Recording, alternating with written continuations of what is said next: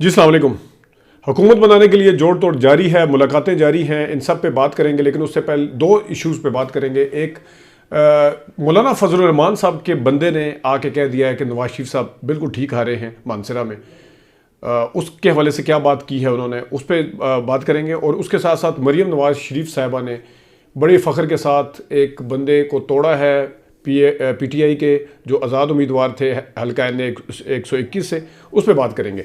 शुरू हम इसी से कर लेते हैं, मरीम नवाज शरीफ साहिबा वाले जो डेवलपमेंट है उसमें। मरीम नवाज शरीफ साहिबा ने आज उनकी तरफ से एक फ़ोटो भी जारी किया गया है जो मीडिया के ऊपर आया है कि वसीम कादिर गालबन उनका नाम है, जिन्होंने हराया हल्का एन 121 में शेख रुहेल असगर को।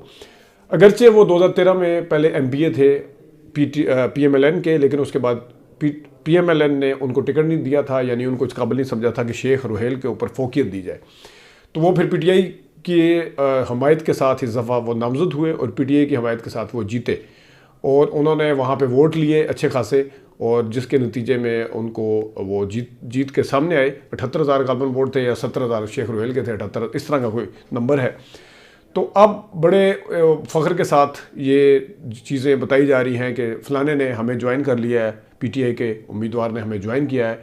तो यहाँ पे जनाब, एक तो आपको याद होगा कि जब जरदारी साहब PMLN के बंदे तोड़ते थे तो नवाज शरीफ साहब क्या कहते थे, लोटा वो करप्शन कर दी, हाउस ट्रेडिंग होगी। अगरचे वो पायनियर खुद हैं नवाज शरीफ साहब इसके, क्योंकि छांगा मांगा सबसे पहले उन्होंने बेनज़ीर भुट्टो के ख़िलाफ़ किया था। लेकिन बाद में उन्होंने जब अपनी असूल बनाने शुरू किए, अपने जो एक अपने ऊपर खोल चढ़ाना शुरू किया, असूल नहीं खोल, क्योंकि वो खोल अब ऐसा तक खुल रहा है।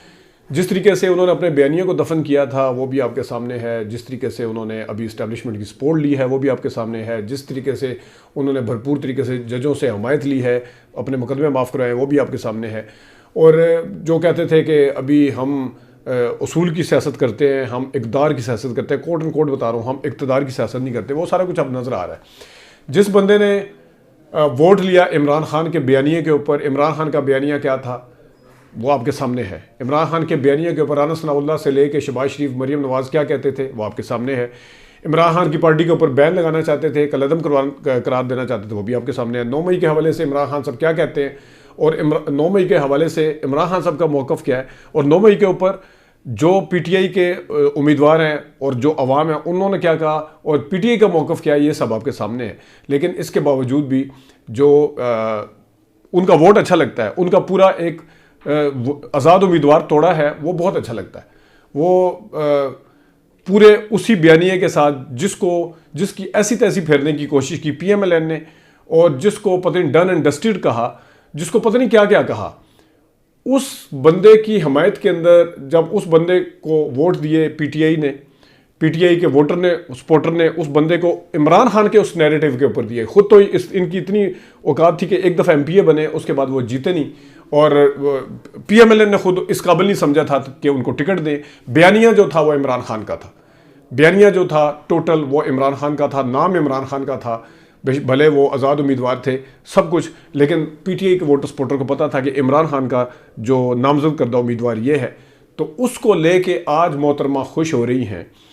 बड़े मेरे ख्याल में थोड़ा सा, अगर मैं शर्म का मकाम कहूँ कि तो ये बेजा ना होगा, ये ज़्यादा सख्त लफ्ज़ भी नहीं होगा, मैं अमूमी तौर पर सख्त लफ्ज़ इस्तेमाल नहीं करता, लेकिन ये थोड़ा सोचना चाहिए कि आप जो बयानिया लेके चल रहे थे इमरान खान के ख़िलाफ़, वो ठीक था, एक आपके तय ठीक था, लेकिन जिस टाइम एक बंदा दूसरे प्लेटफॉर्म से दूसरे के वोट लेके, दूसरे की नज़रिया लेके, दूसरे का बयानिया लेके, दूसरे का नाम लेके जीता है, उसको बड़े फ़ख्र के साथ तोड़ा जा रहा है और तोड़ लिया, और बड़े फ़ख्र के साथ बताया जा रहा है कि हमने ये तोड़ लिया। और मैं आपको लिख के देता हूँ, इरफान सिद्दीकी साहब भी थोड़ी देर पहले एक इंटरव्यू दे रहे थे किसी जगह पे, जियो पे। उन्होंने भी कहा जी पहला इम्कान तो ये हो सकता है कि PTI और पीपल्स पार्टी मिलकर बनाएं, दूसरा इम्कान ये हो सकता है कि पीपल्स पार्टी और नून लीग मिलकर बनाएं, तो ये भी हो सकता है कि PTI और नून लीग मिलकर बना ले। तो वो PTI जिसकी ऐसी तैसी आपने फेरी हुई थी, उसको भी खारिज अज़ इम्कान नहीं कह रहे, जिसको आप डन एंड डस्टेड और कलअदम और दहशतगर्द तो पता नहीं क्या कह रहे थे, उसको जिसके नाम के ऊपर वोट लिए हैं उसको भी आप खारिज इम्कान नहीं कह रहे। और उसके मुकाबले में तनकीद की जा रही है बैरिस्टर गौहर अली की, जो कि चेयरमैन है PTI के, कि वो कह रहे हैं, इरफान सिद्दीकी साहब फरमाते हैं कि वो कह रहे हैं कि हम तो पीपल्स पार्टी के साथ ताउन कर सकते हैं, बैठ सकते हैं, ना ही PMLN के साथ, क्योंकि हमारा वोटर इस चीज़ को बर्दाश्त नहीं करेगा। मतलब गौर अगर उसूली तौर पे ठीक बात कर रहे हैं, आगे जाके हुकूमत कौन बनाता है तो देखी जाएगी।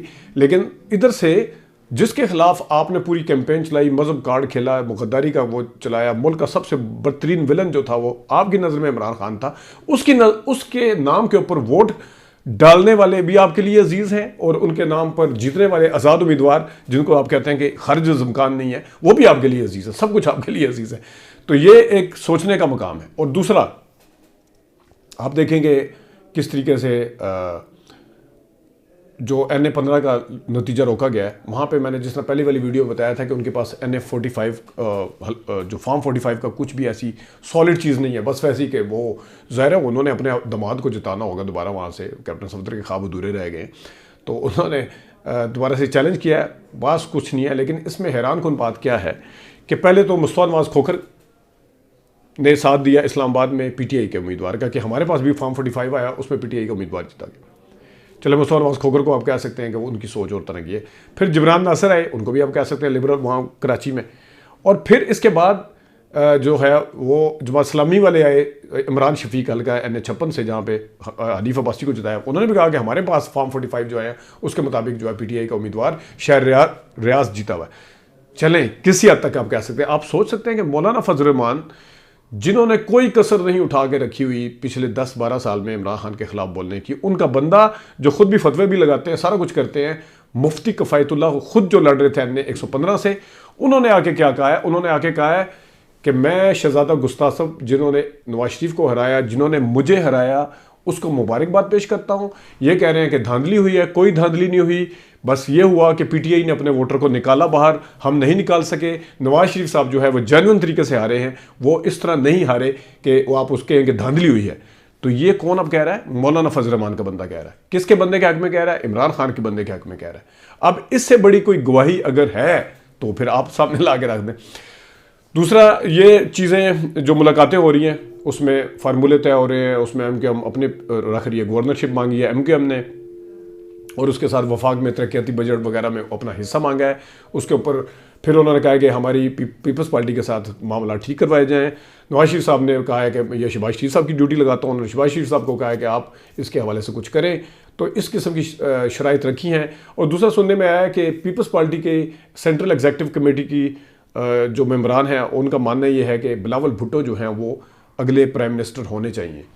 तो ये उनकी शर्त है, कहते हम इस मौके इस शर्त के ऊपर PMLN के साथ इत्तेहाद करने के लिए तैयार होंगे। ज़ाहिर है अपने तय वो कोशिश करेंगे मरीम नवाज़ शरीफ साहिबा को वहाँ पे बनाने की। पंजाब में ठीक है उनकी सीटें, तो वो अगरचे वो 16 सीटों के ऊपर रिजल्ट रुका है, लेकिन मरीम नवाज़ की बनाने की कोशिश करेंगे। तो जब मरीम नवाज़ बनेगी तो यहाँ से या तो शहबाज शरीफ होंगे, अगर शहबाज शरीफ वज़ीर-ए-आज़म बनते हैं तो सदर होंगे जरदारी साहब, अगर बिलावल भुट्टो वज़ीर-ए-आज़म बनते हैं फिर सदर होंगे नवाज शरीफ साहब। तो इस किस्म का कोई फार्मूला जो है वो किसी के ऊपर मुतफिक होने की कोशिश की जा रही है, लेकिन ये सिस्टम कितना चलेगा ये बहुत बड़ा सवाल है। आज का सबसे बड़ा सवाल ये है कि ये जो सिस्टम है जिसमें अक्सरियती पार्टी इंडिपेंडेंट की है जो कि PTI के हैं, उनको तो हुकूमत नहीं दी जाएगी या उनको हुकूमत नहीं मिल रही, लेकिन वो फिर उसके बरखिलाफ ये चलेगा कैसे सिस्टम? ये एक सोचने वाली बात है। नाज़रीन, अभी तक के लिए इतनी, अपना ख्याल रखिएगा, इजाज़त दीजिए, अल्लाह हाफ़िज़।